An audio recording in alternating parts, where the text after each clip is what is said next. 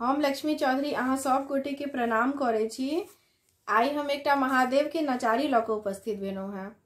एहि गीत में संग दऽ रहल छथि माता जी। गीत नीक लागत तऽ चैनल के सब्सक्राइब करब। धन्यवाद। हम नहीं जान लगे माई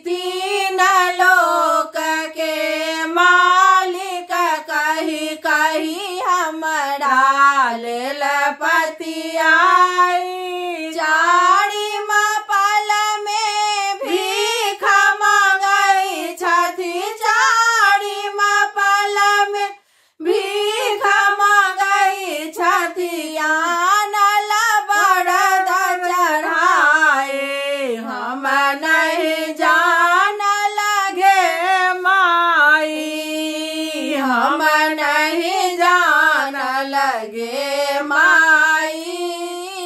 एहन बुढ़वा नारद लौता, एहन बुढ़वा नारद लौता झूठे केल बड़ाए हम नहीं जान लगे माई। एक दिस गौरी के मोह ताकै छी, दोसर बूढ़ जमाए। एक दिस गौरी के मोह ताकै छी, दोसर बूढ़ जमाई। मन में होइए आहि संतापे, मन में होइए आहि संतापे। मरितौ जहर बिख खाए हम नहीं जान लगे माई, हम नहीं जान लगे माई। एहन बुढ़वा नारद लौता, एहन बुढ़वा नारद लौता झूठ केल बड़ाए हम नहीं जान लगे माई।